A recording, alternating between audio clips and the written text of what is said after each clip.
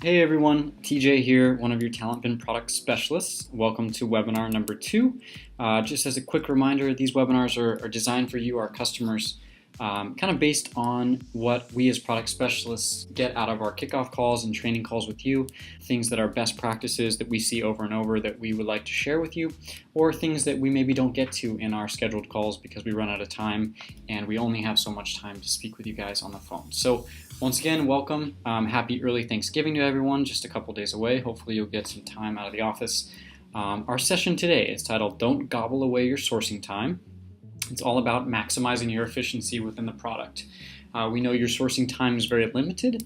We want to make sure that you're making the most of your time in TalentBin by saving clicks, saving time spent on profiles if it's unnecessary, etc. So let's take a look a little bit deeper into what we're going to talk about today. Here's our agenda. We're first going to talk about folders and how to organize them properly. We're going to move on and talk about saving searches, some best practices there. Then we'll get to some more advanced stuff like creating custom stages, organizing templates, cleaning up your dashboard, and then finally monitoring other recruiter or in some cases your own activity to make sure you're not stepping on toes or duplicating work. All right, so without further ado, let's go ahead and move forward into our folder section.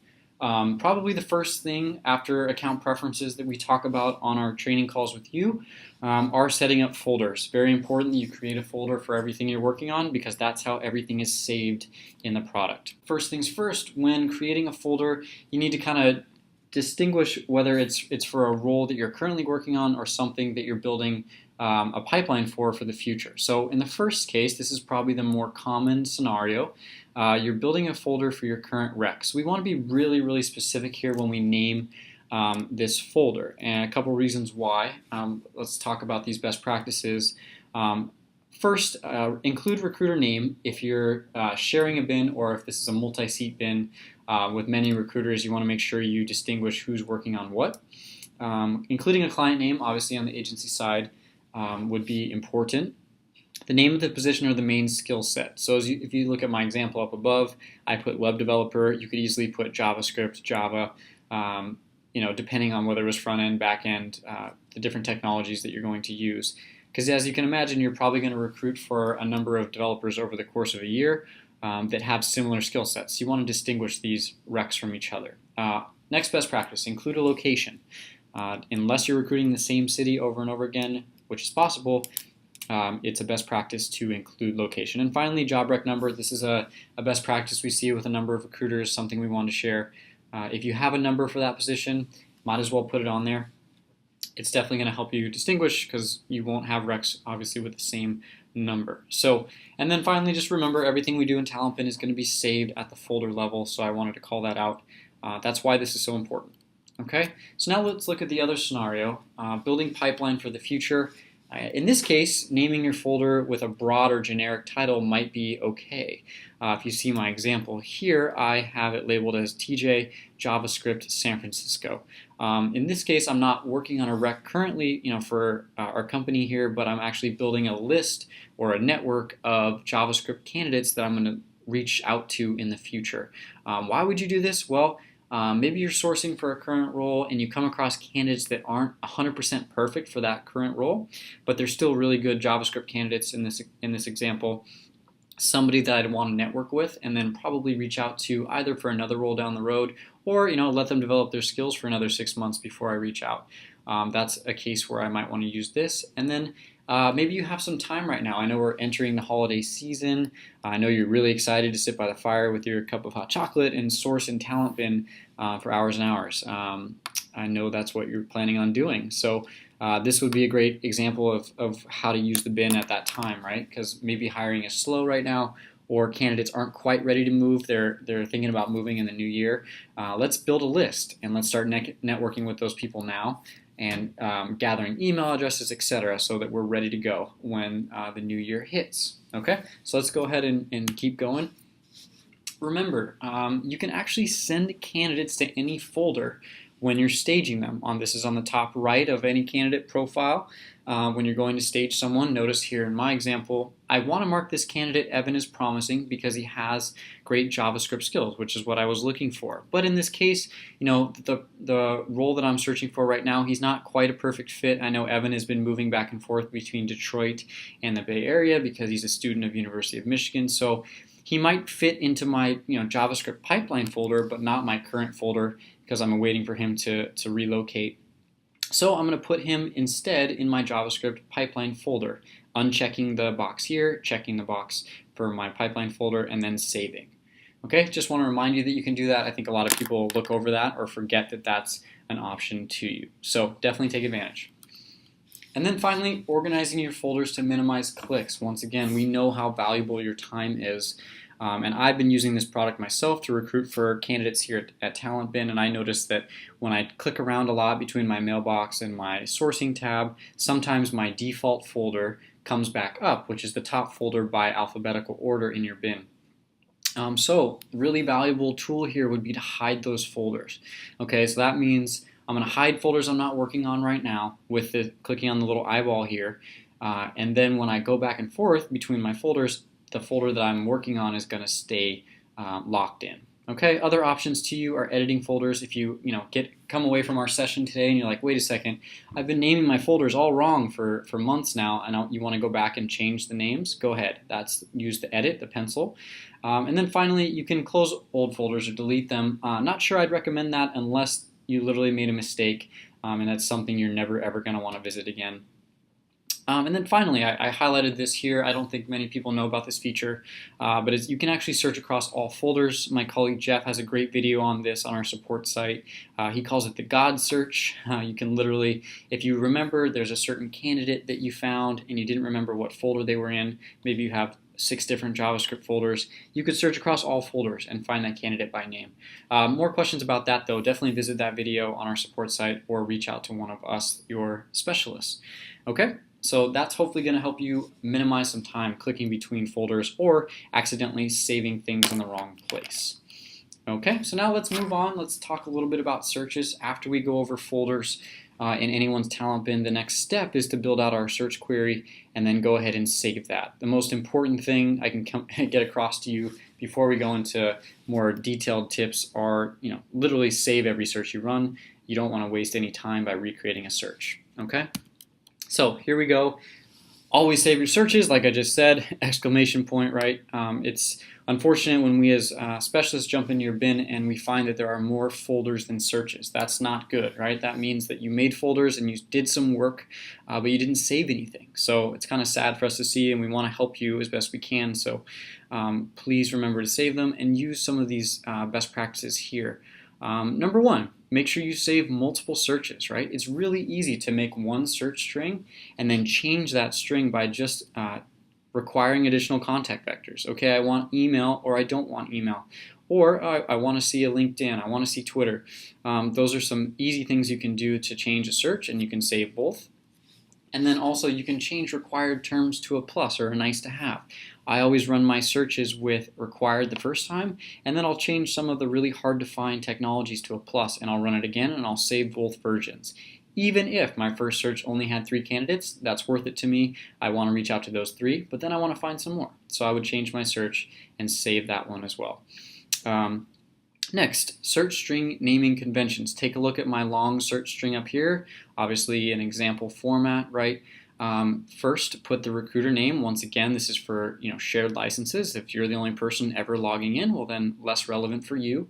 Or client name. Once again, agency side, right? Then required skills. This would be JavaScript, PHP, etc. Or if you want to call it, just simply front end. Something like that would work just as well. And then location, we talked about that with folders. Contact vectors, yes, no. I always recommend searches with email required and then email not required. And then remember, you can request as many email addresses as you want. And finally, this is kind of a tip that I came up with, but I've noticed that a few recruiters out there actually do this as well. I like to put how many candidates I found with my search. Why do I do that? Well, it reminds me, how specific was I in this query? Was it 3 candidates or was it 3,000? these examples down here, chances are I'm not going to want to look through 90,000. That's great. We have 90,000 JavaScript candidates in the San Francisco Bay Area, but I can't look through 90,000, at least not in a year. But I like to tell myself how many candidates I did find so I can go back to my most specific search first and then work my way out. Okay, so take a look at these examples here, and you can always ask us if you have more questions about how to name your searches. Okay, moving on. So, has this ever happened to you? I bet it has, because it's definitely happened to me. Did you save a search in the wrong folder? Oh no, Homer is really upset about that. But actually, you can change and fix this pretty easily. Okay, so I want to talk about how to do that. Let's say, like in this example here, I saved my JavaScript search in my Java folder on accident because my Java folder was the top folder or default folder in my bin, and I forgot to hide it. Remember, hiding that search or that folder, excuse me, would have eliminated the possibility of that happening. So best practice earlier can save you here. But in this case, I actually want to move this JavaScript search back over to my JavaScript folder. So what I do is I open up my JavaScript folder, and then I click down on the arrow here next to the Save button and manage my saved searches. This takes me to a window where all of the searches I've ever run will appear. And then notice the check marks on these 3 JavaScript searches. That means those are already saved in my JavaScript folder. But notice here the highlighted one is not, because it's in my Java folder by mistake. So how do I move it back? Well, I just check the box here and then click Save. It's going to come back to me. Other things that you can do from this window are remove searches or delete. It will prompt you and remind you, hey, you're deleting something here. Are you sure you want to do that? Probably don't recommend deleting too many searches unless it's something that literally you won't ever use, or it was a mistake and you don't want it to cloud your search, your managed search bin here. Other things you can do is edit the name, right? Maybe you learned something here today about how to name your searches more effectively. You could go back in and rename them. Okay, so this is really how to take a search that has been saved in the wrong place and put it back in the right folder. All right, let's move on. All right, now we get to some fun stuff, some more advanced tips that we as product specialists don't get to talk about so much on our calls with you because we spend a lot of time teaching the basics and making sure you're set up for success. But this is more strategic and kind of fun. The real advantage to making your own stages is that you can make your talent bin literally mirror exactly your current workflow there at your agency or your company. So let's look at how to do that. If you ever thought to yourself as you were going through the staging process, you know what, I wish that this candidate could go in this stage and it didn't exist. Well, here's how you can make one, okay? You go up under your name in the top right of your bin, into Account Preferences, and then Manage Stages. From there, this window will open, and you have the chance to pick a category and then name your new stage. Some of the categories open would mean this candidate is still in play. They are someone that I am either talking to or I want to talk to. That's an open stage. As you can see here, a closed won stage is someone who's hired. Ding, ding, ding, that would be fantastic. Definitely let us know if you ever make hires out of the product. We'd love to hear about your success. Closed lost is someone who would be not interested or a bad fit. And then there's closed future opportunity, someone that you want to reach out to in the future. So for the most part, your stages are going to be open. Only a few stages would be on the other categories. But a couple examples of new stages I've seen customers add that I think are a great idea. Exported ATS or CRM would be a good one. Maybe you've entered into a conversation with somebody and now you're taking that conversation elsewhere, or you prefer to keep your notes in your ATS, etc. Go ahead and make sure you note that candidate has been exported and it's something you're working on elsewhere. Other examples, one that's a personal favorite that I use all the time, I have created a stage that is open and it is called Promising with Email Requested. So when I run my searches, I usually run email required first, but then I run a search with email not required because I'm missing out on candidates that potentially have email addresses out there. So I will request those addresses and save that candidate in a Promising with Email Requested stage. That way, when TalentBin comes back to me a week later and says, hey, we found 7 out of 10 email addresses, here they are, I can easily go back to that stage of candidates in my Manage tab and look through all of those profiles very easily. Okay, another example, would be, at our company here, when we hire people, we take them through a number of written screens. So I would maybe add a stage to my TalentBin that says now in written screen, or or phone interview number 2, number 3. I know my boss, when he recruits, he has something like 30 stages in his TalentBin because he literally has a stage for every step of the way in the process. Okay? You ever want to talk more about this, we'd be happy to. Give us a ring and we can chat stages. Okay, the next thing is template organization. So not to be confused with how to write templates. That is something that we touched on a little bit in webinar number 1. So if you're interested in that, check out that video. It is on the support site. The template section is kind of in the latter half of the video. And then we will have another webinar down the road on creating campaigns, and probably another one on very specific subject line creation and fun things around that. That's one of my favorite things to talk about with recruiters. If you're one of my customers, you know that, and I will do more webinar material on that at some point. So this is literally about the logistics around templates, okay? So best practices with organizing templates. So this would be in your manage your CRM settings portion of the account preferences in templates and campaigns. First best practice, don't waste time creating a new template every time. I've seen recruiters do this, and it's such a waste of 15-20 minutes a day, right? We want to load a generic template, something that will work for just about any role, any person, and then simply make copies of it. On the right side of the screen, you'll notice this little double sheet of paper. This is make a copy. So what I do is I put in a generic template, and then I make a couple different versions. So over here in my example, right, I made a customer success template, and then I made and this one's generic, notice, and then from there I made a recruiter version specifically targeting people who had recruiting experience, and I changed one sentence in my template but made a new version. Okay, and then for my colleague Jordan, who occasionally will log in and send some emails, I made a version for him with his signature. Okay, so that's all. I really saved myself a lot of time by just making copies of existing templates. Okay, and then naming convention. Once again, not super fun to talk about, but it's important, right? Notice the differences in my template names. I called out different skills or different experiences that I'm looking for here, recruiting, and then JavaScript, PHP in a web developer situation. Location, I know that our company lives here and works here in San Francisco, so I didn't put one on this one, but I noted it on this web developer role. And then once again, recruiter name comes out here as well. Okay, so definitely organize your templates. If you can save just 1 or 2 minutes on every template you send out, you can get out 10, 15, 20 more emails a day, right? And that's probably going to end up in another couple of interviews and hopefully another hire. Next on the agenda is the dashboard. Okay, I think it's a great feature in the tool, still relatively new, a few months old now.